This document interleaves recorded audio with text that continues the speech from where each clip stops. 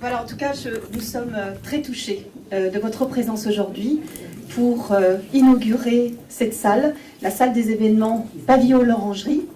Merci à tous ceux qui ont fait le déplacement.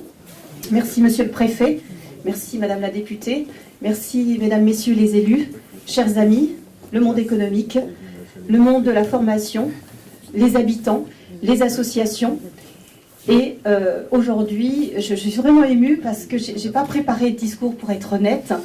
Je vais vous parler du fond du cœur aujourd'hui, comme nous avons travaillé sur cette salle. Ce projet est né il y a maintenant, avec Marie-Catherine Talot, entre autres, il y a maintenant 2 ans.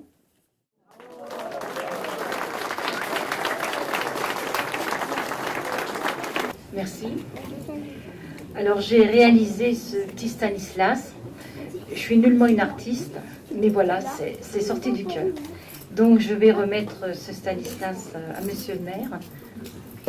Il est très difficile de dire ce que j'avais souhaité vous dire. Je vais vous le dire rapidement.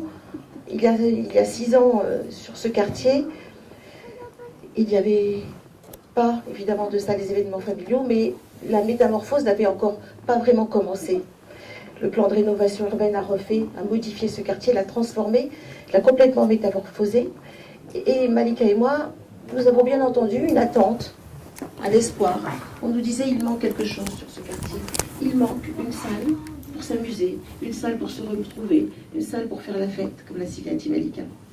Alors évidemment, nous sommes allés voir M. Rossineau, qui nous a donné ce lieu, un lieu qui est historique, qui fait partie, qui est dans l'histoire du quartier.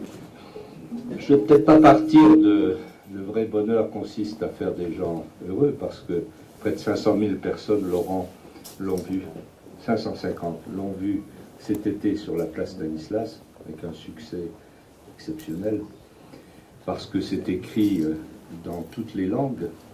Mais peut-être rappeler 2 faits. D'abord avec Alexandre Chemetov, lorsqu'on a réfléchi ensemble sur l'évolution du plateau, il y avait une immense, dans la salle de Gentilly, une immense à côté, toile, comme il a l'habitude d'en faire Alexandre lorsqu'il veut expliquer des choses. Et pour apporter la réciprocité, j'avais pris la décision d'installer cette même carte avenir du plateau, Monsieur le Préfet, dans les grands salons de l'Hôtel de Ville, pour bien montrer déjà l'aller-retour. Donc je suis Shahinez Kirouni, députée de Meurthe-et-Moselle. Donc je suis très heureuse aujourd'hui d'assister à l'inauguration du pavillon de l'Orangerie. Je pense que sur le plateau de Haye, sur le quartier du Haut-du-Lièvre, on avait besoin d'une salle. Les habitants avaient besoin d'un lieu pour pouvoir se retrouver. Il y avait quelques commerces, il y avait quelques activités, il y a une MJC, mais on n'avait pas un lieu pour pouvoir se retrouver, se rencontrer, organiser des fêtes. Et je suis très heureuse que sur ce plateau, qui est plein de diversité, plein une culture diverse, qu'on puisse avoir un espace où on peut se retrouver et partager les différentes cultures. Et c'est ça qui me semble important, c'est le partage. Alors je suis Mathieu Klein, je suis conseiller général du quartier du plateau de Haye et je suis également candidat pour être le prochain maire de Nancy. Et c'est un moment important aujourd'hui pour les Nancéens et notamment pour les habitants du plateau de Haye, les habitants du Haut-du-Lièvre, parce que ça fait de nombreuses années que sur ce quartier, la demande était forte pour disposer d'une salle pour les événements familiaux, pour les mariages, pour les événements comme les anniversaires, les soirées familiales, notamment pour les périodes de fêtes autour du Ramadan. Il n'y avait pas sur ce quartier d'espace pour les familles. Donc c'est une belle réalisation que, au titre de conseiller municipal, j'ai voté comme l'ensemble de mes collègues du groupe des élus de gauche à la ville de Nancy. Nous avons soutenu ce projet.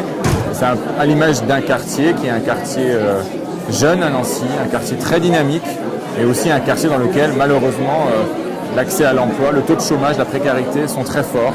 Donc ça veut dire que c'est un quartier qui doit bénéficier d'une attention encore plus importante de l'équipe municipale, du maire, de tous les pouvoirs publics.